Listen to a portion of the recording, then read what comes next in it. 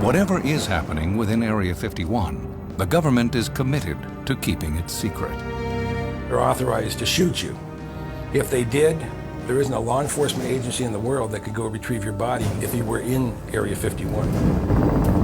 You have no access to get in there. The propulsion system is really an amazing... But in 1989, a 30-year-old resident of Las Vegas named Bob Lazar claims to have pierced the veil of secrecy surrounding these flights. If they were United States craft, we wouldn't be going backward trying to find out how they were built if we had built them. Second of all... His story leads thousands of people to believe that something otherworldly is happening in the Nevada desert. When Bob Lazar emerged in public with his claims to have worked on reverse-engineered flying saucers, it began to draw UFO fans from around the world. Oh, yeah. It's floating. Yeah, it does. It looks like it's floating, but it's changing shape. And his legend became critical to the whole emerging folklore of Area 51. To this day, Lazar stands by his story. I am convinced this was an extraterrestrial craft. I verified how the equipment in it worked, and it was a technology that doesn't exist even today.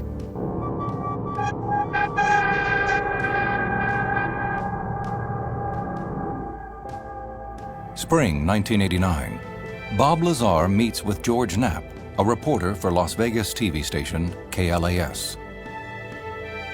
Lazar claims to have secrets he can no longer hold.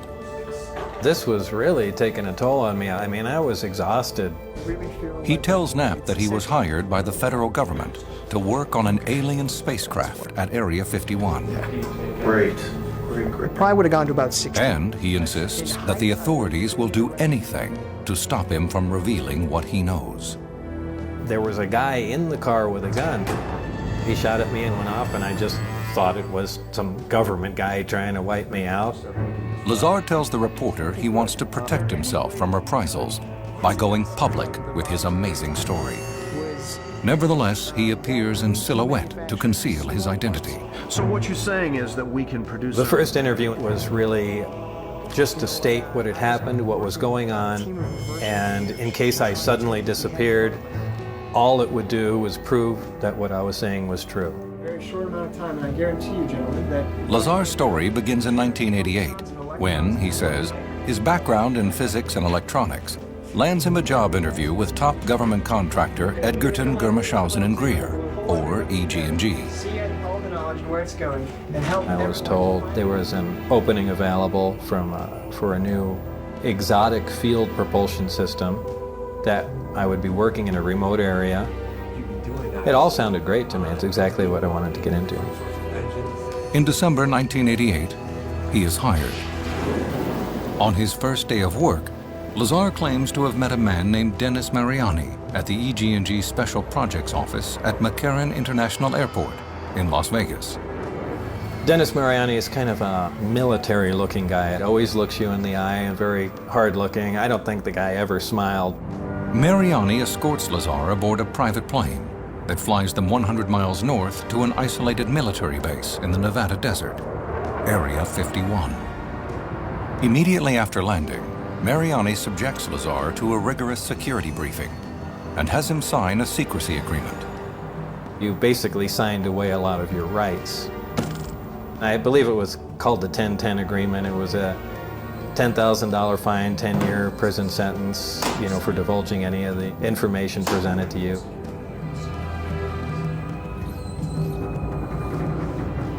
According to Lazar, he agrees to conditions he will later regret.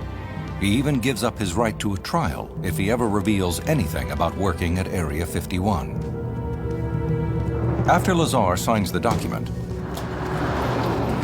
he and Mariani board a bus with blacked-out windows. The bus leaves Area 51 and drives, I'm guessing, 10 to 15 miles south on a dirt road. It was kind of exciting, because I thought, boy, if it's we're leaving Area 51 in a bus with windows that I can't look out of. This must be really secret, and so I was fascinated. The bus finally stops at an installation called S4. Mariani explains that the site is a series of hidden hangars built into the landscape. It's extremely well camouflaged. Years later, Lazar will have a graphic artist create detailed renderings based on his own drawings of what he claims he saw at S4. There are hangar doors that are sand textured, and standing back maybe 300 or 400 feet, you really can't see them at all. It pretty much just looks like a continuation of the mountain. Mariani leads Lazar inside the tightly guarded facility. It was very much an oppressive military atmosphere. There was always somebody there on top of you, keeping an eye on you.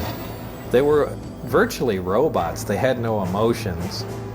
Not to imply that they were robots, but, you know, they acted like robots. Lazar says he is issued a security badge that authorizes his clearance through the, quote, U.S. Department of Naval Intelligence. Mariani then leads him to a secure briefing room. On the desk is a stack of blue folders. This is everything you'll need to know to begin working on it until I can... Lazar is allowed to review these files, alone.